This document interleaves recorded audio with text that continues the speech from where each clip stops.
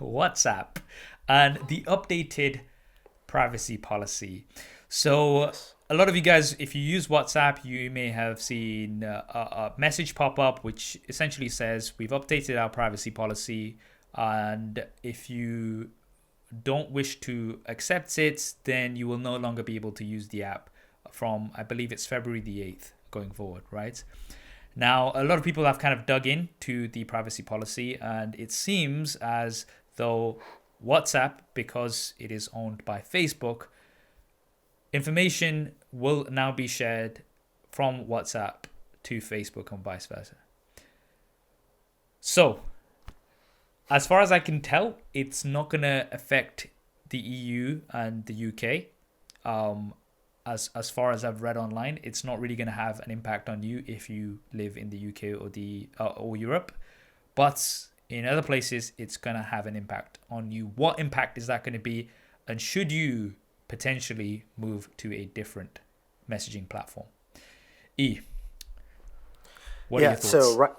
Right now in the US, it's still interesting because people are digging into the 8,000 word agreement that WhatsApp has created. So it's a bit of a sticker shock. I received it on my device and I just said no, or I said later. I'll look at it later. So it's still pending for me.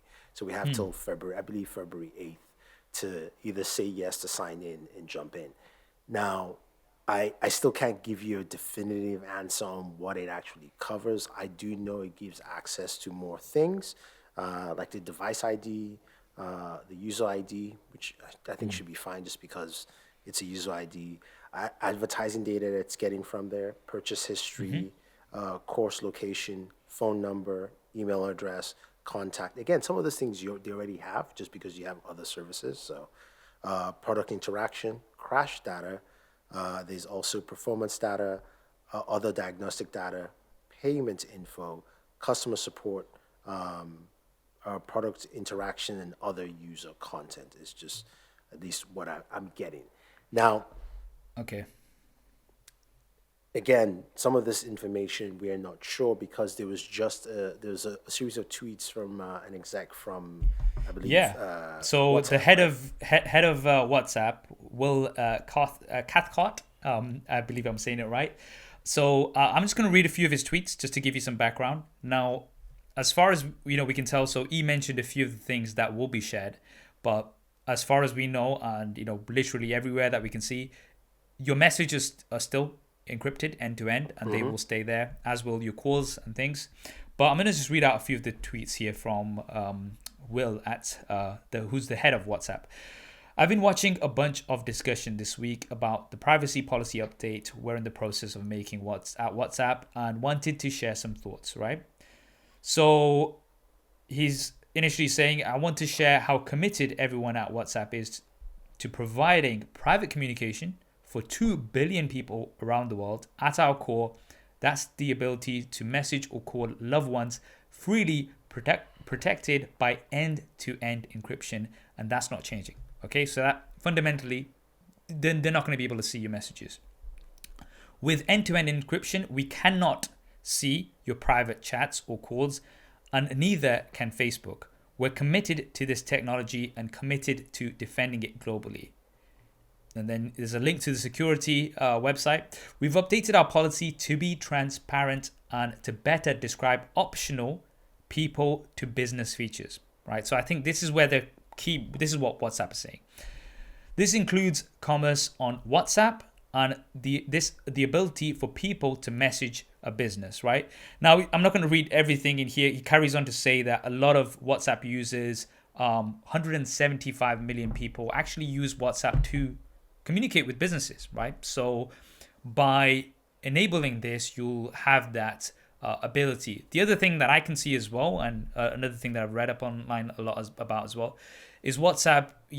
I believe they want to be more of, they want to be more like WeChat. So right now, if you speak to anybody, I've got family and friends in China, and literally everybody, I mean, cash payments and things are very minimal in China because a lot of Yeah. people just use WeChat to make payments, right? So it's actually a very common thing over there to use your chat app to make payments, right? So it seems like, again, one of the things that they are kind of getting through this is like, if they can share that information, you're going to be able to make payments, etc., using WhatsApp, making it more like some, global competitors, should we say?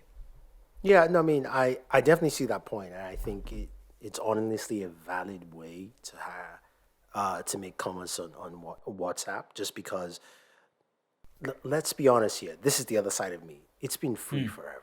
You got to pay Yeah. for this because we're going to talk about some of the alternatives. Yeah. And even those guys, at some point, there has to be some payments for it.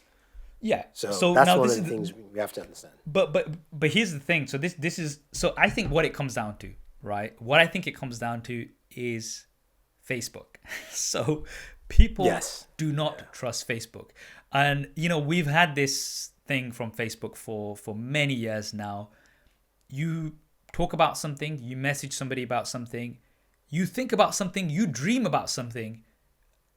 You wake up in the morning, you open up Facebook, there will be an ad for that. Right? So this is the thing. Saf says you dream about something.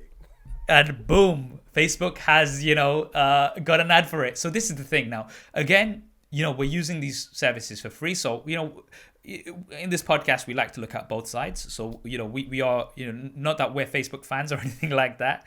Although I do have a Facebook page where I post some dope content. So do follow me. Yeah. Oh, by the way, I finally sold all my Facebook stock. Really? Yeah. Is that because of everything that's happening recently? Oh, no, I was trying to buy into Bitcoin. Sorry, that was different. Okay, fair enough. That's a topic for another time. But yeah, so essentially, Facebook, I think it is that fear of Facebook. And recently, there's been the whole situation with Apple. So Apple kind of allowing users to restrict what they share with Facebook. That prevents Facebook from giving them targeted ads. Targeted ads is how Facebook really make their money. So Facebook are not happy about that. They've printed ads in newspapers and stuff, which I think has actually backfired on them because people are like taking Apple's side there. So I think more so than anything else, it's just like, as far as we can see right now, and from the tons of articles that I've read as well, obviously if you're in the EU and or the UK, or if generally, it's not going to affect you much from what you've been using WhatsApp for previously. It is, I think, that association with Facebook that people don't like. I hope you enjoyed that clip. If you want to hear the full podcast episode, then that will be linked down below. And if you want to see more clips like this, then be sure to subscribe and hit that bell icon so you don't miss them. Thanks for watching. This is Saf on SuperSaf Speaks, and I'll see you next time.